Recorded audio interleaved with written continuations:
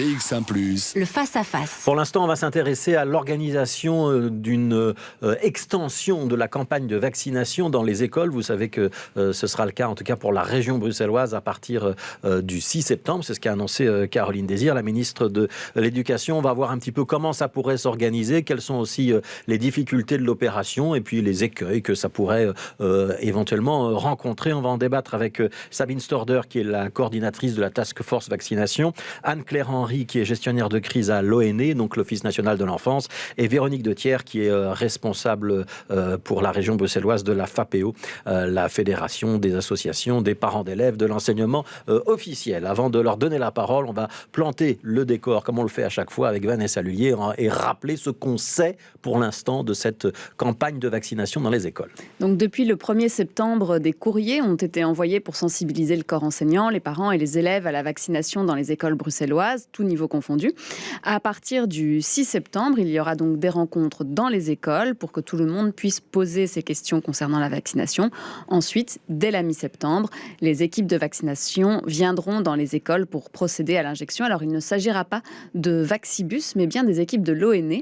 Les enfants pourront être vaccinés tout comme le personnel ou les parents. Et pour les jeunes de moins de 16 ans, eh bien, le consentement écrit des parents est indispensable.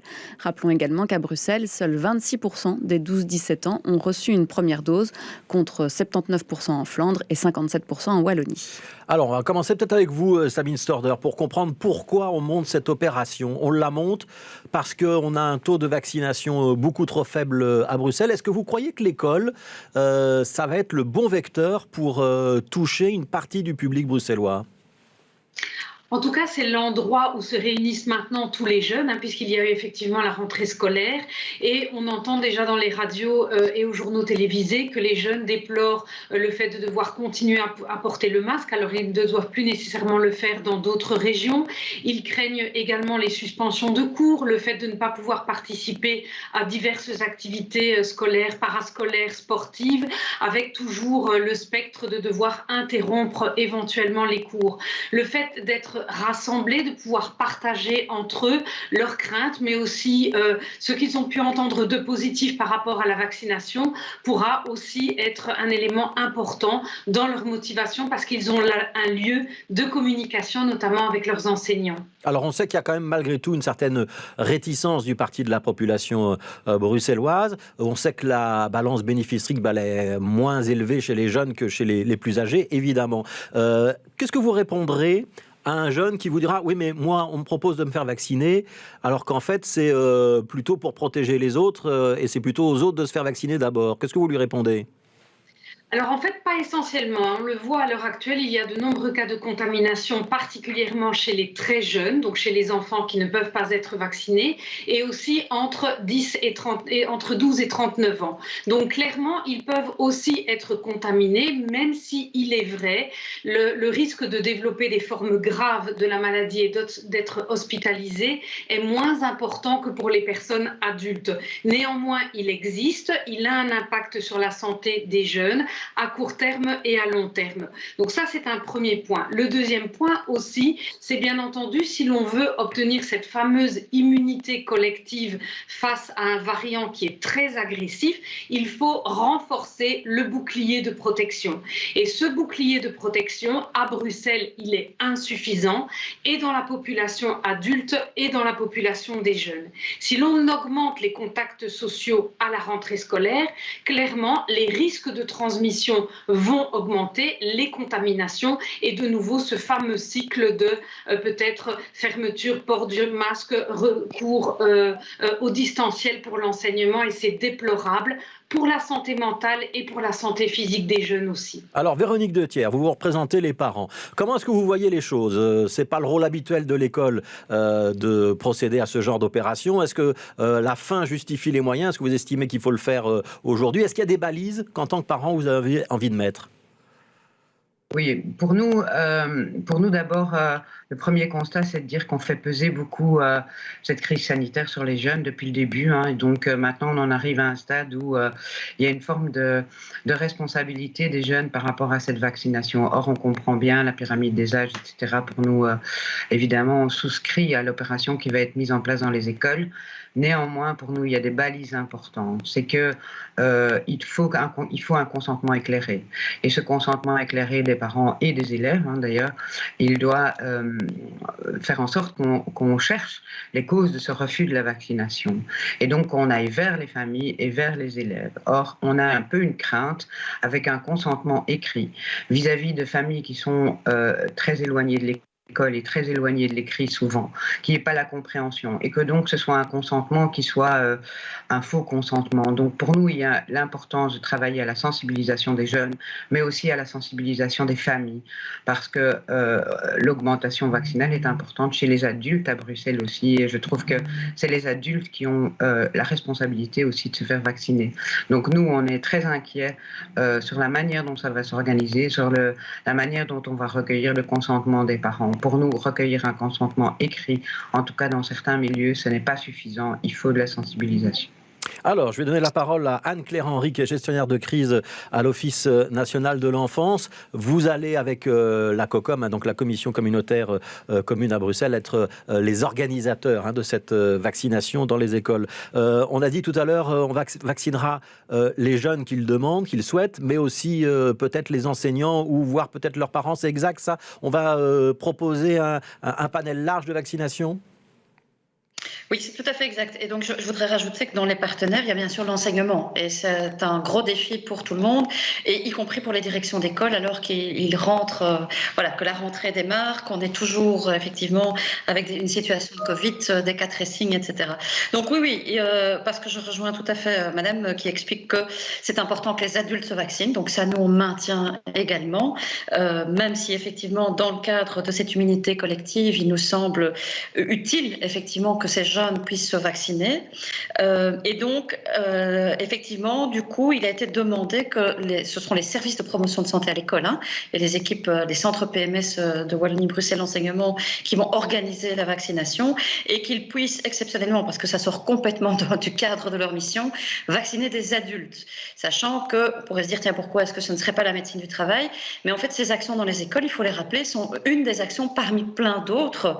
Et donc, on va vacciner dans les entreprises, ça, ce sera la médecine du travail. On va vacciner dans les écoles. Il va y avoir des vaccinibus pour les parents et les gens dans les quartiers.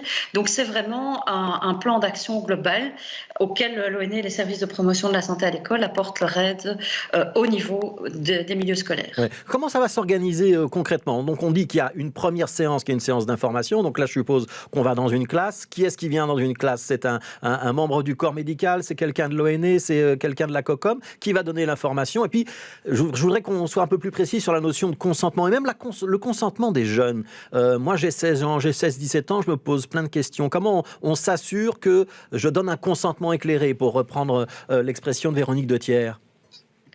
Alors, sur l'aspect très concret, même si les timings annoncés au début sont un petit peu à élargir.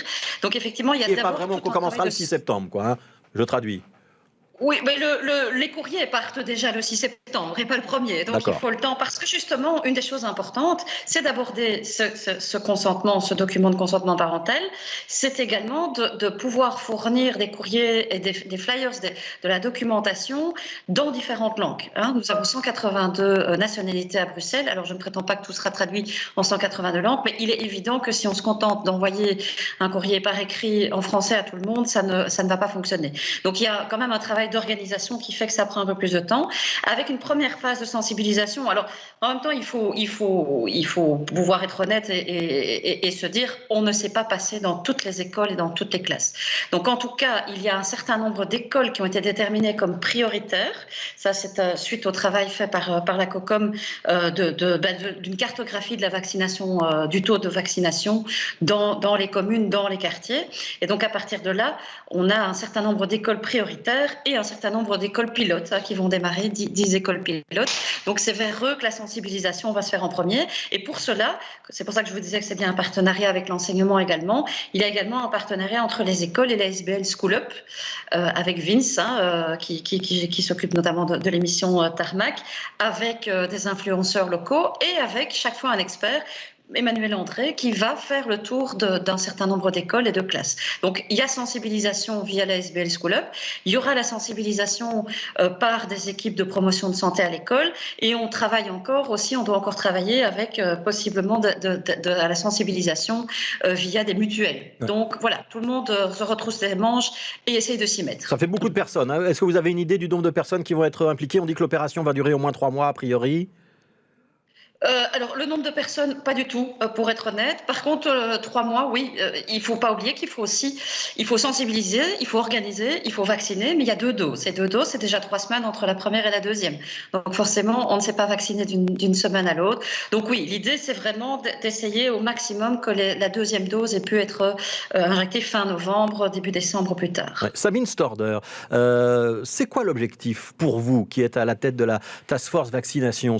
Est-ce qu'il y a un chiffre que vous souhaiteriez atteindre, avec la particularité là qu'on va donc s'adresser aux élèves, mais que si ça se trouve, et c'est peut-être un début de l'opération, les élèves vont venir en disant bah tiens, finalement mon papa et ma maman ils ont envie de se faire vacciner aussi. Est-ce que bon, d'abord c'est sur 2 doses, est-ce que vous avez mobilisé combien de doses pour qu'on ait une idée des objectifs que vous souhaiteriez atteindre ?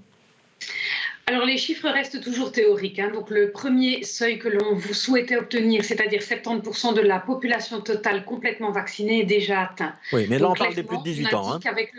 Avec le variant Delta, on aimerait bien augmenter à au moins 80%. Et l'idée n'est pas de faire du chiffre. L'idée est de couvrir le plus largement possible l'ensemble des communes bruxelloises pour la région de Bruxelles-Capitale. Ça, c'est essentiel à mentionner, et il reste encore des poches où il y a vraiment une insuffisance de vaccination, où seule une personne sur 5 est encore vaccinée. Et là, clairement, il faut essayer d'obtenir au moins un seuil beaucoup plus élevé, 3 sur 5, 4 sur 5 au maximum, partout où ça peut l'être, de manière à éviter qu'il y ait des clusters d'infection qui se déclarent dans des communes particulières, parce que ce sont souvent des communes qui sont déjà fragilisées et qui vont l'être encore davantage si c'est là que naissent les foyers infectieux. Donc ça, c'est une première chose. Au niveau des vaccins, nous les avons en suffisance. Clairement, ce sont les vaccins ARN messagers qui sont privilégiés et le vaccin Pfizer avec 3 semaines de délai. Nous avons tous les stocks nécessaires pour vacciner. Ouais. Mais donc vous ne me donnerez pas de chiffres. Vous ne me donnerez pas de chiffres. Nous les avons. Donc nous avons les doses. Donc si au jour d'aujourd'hui, 3 millions de personnes veulent se présenter pour se faire vacciner, nous avons suffisamment de doses en stock et qui sont planifiées pour arriver pour permettre la vaccination de toute personne éligible à la vaccination. Donc il n'y a plus de question de pénurie de vaccins. Les seringues et les aiguilles, nous les avons. Les vaccins, nous les avons. Ce qu'il faut maintenant, ce sont les gens qui sont motivés à participer à la campagne de vaccination pour que cesse le risque de 4e vague qui nous pend au nez et qui sont encore annoncés par les épidémiologistes. Et nous voudrions vraiment que Bruxelles soit protégée de la même manière que les autres régions du pays. Alors on va faire une petite parenthèse, un petit détour dans ce débat, si vous voulez bien, parce qu'on s'est quand même posé la question de pourquoi ce vaccin n'était pas obligatoire. On voit que le débat arrive quand même dans les états-majors politiques, puisqu'il y a eu un certain nombre de déclarations. On va faire un petit rappel. Qu'est-ce qui est obligatoire en termes de vaccination en Belgique ? Il n'y a pas grand-chose, finalement, Vanessa Lullier. Non, officiellement, il n'y a qu'un seul vaccin qui est obligatoire, c'est celui contre la polio. D'ailleurs, on considère que cette maladie est quasiment éradiquée à l'échelle mondiale. C'est la seule avec la variole qui, elle, est complètement éradiquée. Alors ensuite, il y a des vaccins qui ne sont pas officiellement obligatoires, mais qui le sont en fait dans certains cas de figure. Ainsi, si vous souhaitez inscrire votre bébé dans un milieu d'accueil de l'ONE, il devra être vacciné contre la diphtérie, la coqueluche, la méningite, la rougeole, la rubéole et les oreillons. Alors ces vaccins se font à 8, 12 et 16 semaines, à l'exception du RRO qui se fait, lui, à 1 an, avec un rappel vers 7 ans.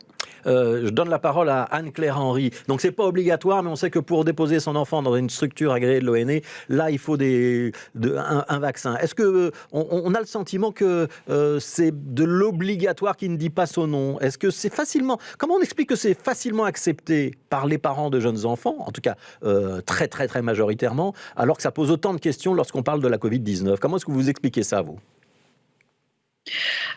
C'est une excellente question. Je pense que voilà, tout le monde est conscient que pour pouvoir fonctionner dans des collectivités et pour pouvoir vivre ensemble correctement, il y a nécessité de prendre un certain nombre de mesures, de précautions par rapport à la santé des uns et des autres. Pour être tout à fait honnête, voilà, moi je suis gestionnaire de crise, mon domaine d'activité c'est le Covid et les autres crises et mes collègues travaillant sur le programme vaccination habituelle de la FOIB auraient sans doute des réponses plus adéquates que moi. Par contre, clairement, sur l'idée de vaccination obligatoire au niveau des jeunes, si vous avez une question là-dessus, je pourrais vous répondre alors, sans je vous poserai problème. la question, est-ce que vous y êtes favorable à cette vaccination obligatoire ? Pour les jeunes, vraiment pas. Ça, c'est évident. Pour la raison qui a été annoncée, qui est qu'il n'y a pas pour eux d'intérêt direct. Il y en a par contre, comme l'a bien dit Sabine Sorder, un intérêt indirect pour qu'ils puissent vivre plus normalement cette année scolaire, vivre leurs activités, parce qu'un jeune est loin de ne vivre qu'à l'école. Mais en soi, nous ne voyons pas du coup quelle serait la raison qui rendrait la vaccination obligatoire auprès de ces jeunes. Il faut sensibiliser, et ils le sont déjà. Hein. Je veux dire, si on voit le nombre de jeunes qui se sont vaccinés, qui se sont en Flandre, en Wallonie, donc les jeunes sont très conscients et souvent beaucoup plus matures qu'on ne peut l'imaginer et sont capables de savoir ce qui est bon pour eux et leur entourage. Donc il faut les sensibiliser, mais certainement pas rendre ça obligatoire au niveau de la jeunesse. Mais, Sabine Sorder, même question. Je sais que vous avez un devoir de réserve, mais si le débat sur la vaccination obligatoire progresse dans le monde politique, vous en penseriez quoi ?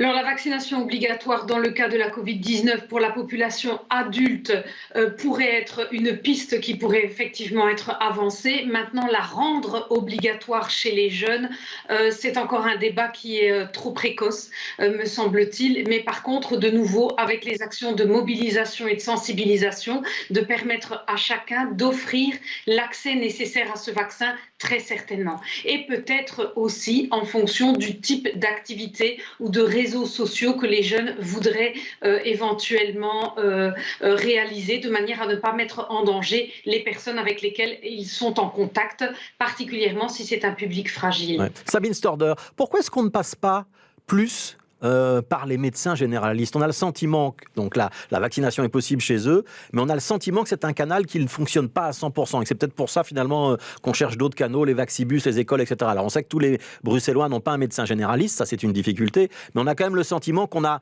peut-être pas mobilisé cette piste-là à 100%. Alors effectivement, à Bruxelles, le problème est que moins de la moitié de la population bruxelloise a un médecin généraliste fixe en qui il a suffisamment confiance et auprès de qui il peut retirer les informations nécessaires. Le début de la campagne de vaccination a été marqué par une urgence, l'urgence de l'efficience. Et pour être efficient, il fallait absolument centraliser la distribution des vaccins et leur administration. Donc par ce sont le les biais grands centres de vaccination qu'on a dû monter.